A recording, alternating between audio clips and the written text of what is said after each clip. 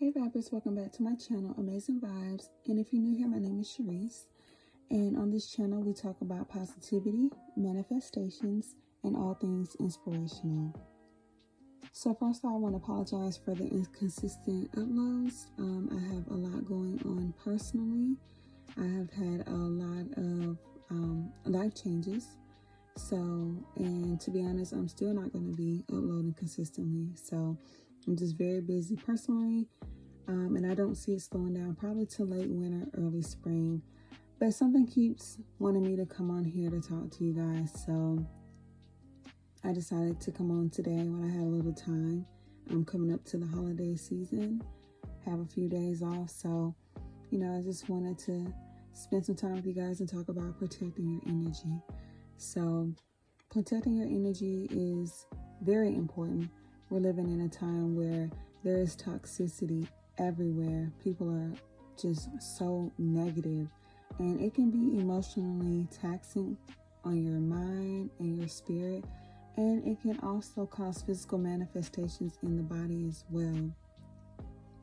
So in order to avoid this, because it also can be very draining, I want to go over 6 different ways to protect your energy.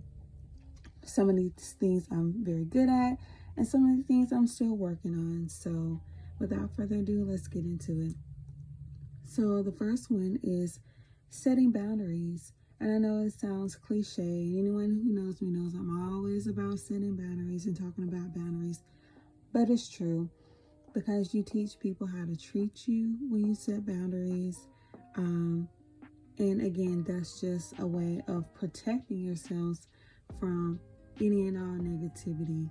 So you have to look at it like you're the movie star. This is your own show, or you are the author of your own story. So feel free to throw a plot twist in there. If people are so used to you being a certain way, like a doormat walking all over you, set that boundary. Hey, we're not doing this anymore. We're in 2021 going into 2022. These are the things that I'm going to accept and not going to accept anymore. And they're going to have to deal with it if they're real friends or whatever the relationship is. And if they value you, they will fall in line. So set those boundaries. And if they like it, fine. If they don't like it, that's fine as well. The second one is match people's energy. Again, no matter the relationship, this can be familial, it can be romantic, it can be, a work relationship or whatever. Treat people the way that they treat you. And I don't mean this in a tit for tat kind of way, but again, it's part of setting boundaries. If someone doesn't feel that you're worth hanging out with and they haven't seen you in 10 years and y'all are just so happening to be in the same city, and you try to link up with them and they're like, no, I'm good. And then they call you 3 days later wanting you to do something to help them get a job. That's not a real friend. No matter how long you've known the person, no matter what the type of relationship that you've had, that is not someone that is a real friend or that should even be worthy to be in your life. And that's another thing. It doesn't matter how long you've known someone. You can know them 50 years. If they're coming with that type of energy, boomerang it right back to them. So if they don't feel you valuable and good enough to hang out with, then when they call and they want something, don't feel that they're good enough or valuable to give them the type of help that they want or need. They can go find it elsewhere. Number 3, just take a break from people in general, whether that's in real life or on social media. Again, we live in what I like to call sensitive times.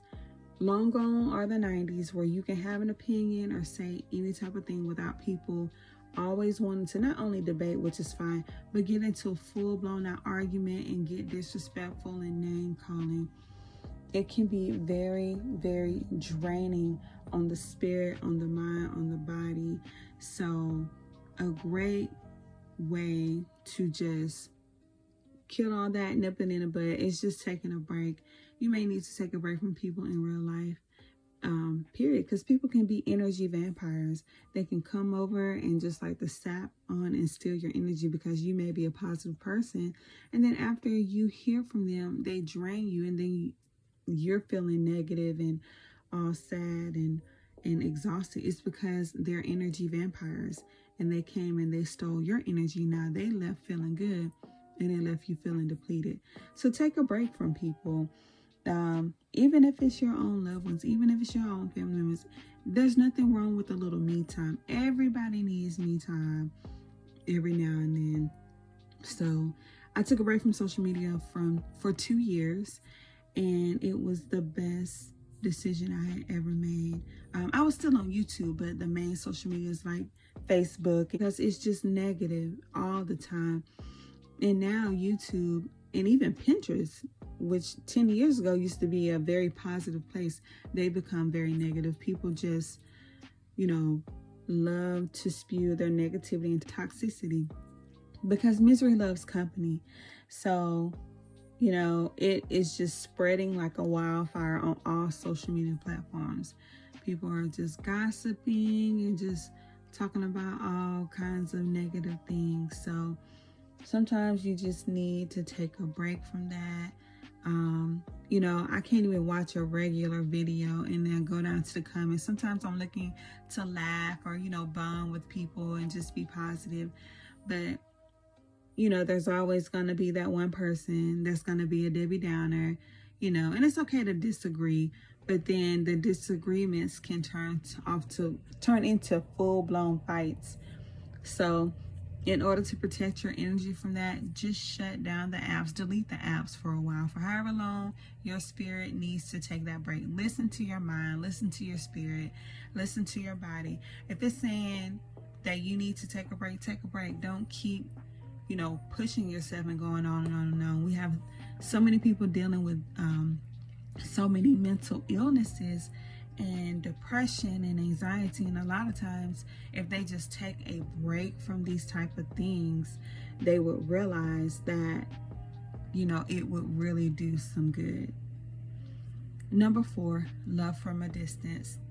Number 4 is similar to number 3, where you're taking a break from people, but this one is more for the long term. When you love from a distance, a lot of times this, for me personally, has to do with family members that I don't really get along with, that have mistreated me the majority of my life, that like to come in and out of my life and pretend that nothing has ever happened. And I learned this from my brother, this phrase, love from a distance. And ever since he told me this a few years ago, I've been really implementing this in my life while I work on continuing to forgive them and moving forward in my life. So you can be cordial, if they're around, if you're in a place where you're almost kind of forced to talk to them, like at a family event or function, keep it cordial, but just keep it moving. Don't get tangled up in long conversations where they're trying to get into your business and trying to use things as ammunition. Don't give them any type of information for them to use against you. Just keep it moving. And even if you don't want to attend the family event, that's your choice, that's your right. And a lot of times I've done that. I've missed a lot of family reunions because I've had a family member there that I just don't want to be around, and I don't have to. Even a lot of times my mother will want me to come, for her sake, and sometimes I do it. But sometimes when I do that for her, it turns pretty bad because I knew that it was going to be that way, but I went against my own instincts because I love my mother. I want to please her.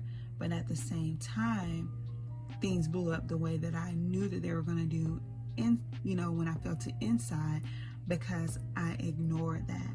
So sometimes you have to do what's best for you, regardless of what other people want or other people think. You can't live your life for other people. You have to live your life for yourself. Number 5, practice physically protecting your energy. So when I say physically protecting your energy, I literally mean, physically, whether you are into burning sage or Palo Santo, or if you want to anoint yourself with holy oil and read your Bible verses, pray, whatever you want to do to cleanse yourself and protect your energy, your electromagnetic field, or even your physical environment, like your home, your car, the office that you work at. Do that. And number 6, don't take it personally. Now, this is something that I've struggled with my entire life, and I'm still struggling with. It's challenging not to take things personally when you see that you're being treated one way by a person, and then they turn around and treat other people different ways. So I used to take it personally all the time, and then when someone would tell me not to take it personally, I would take that personally as well. So I've just learned through getting older, that's who they are. And if they're not doing these things to you, they're definitely doing it to someone else. So that's their mind frame, and maybe it's because of how they grew up, or, maybe they've dealt with a lot of traumatic events in their lives, and it just made them who they are. But just don't take it personally. So yeah, guys, so that's pretty much all I wanted to say. I want to keep it short and sweet. I was going to give a lot of examples, but I just wanted, again, to keep this short and sweet. I didn't think there was really any need to divulge to any, personal business. But if you feel that you want to, drop a comment down. And let me know, how do you protect your energy? You really don't have to tell me exactly what's going on with you personally, but are there any other ways that you protect your energy? What do you think about the ways that I've described? Are you going to do it or not? Just let me know, guys, okay? So I love you guys.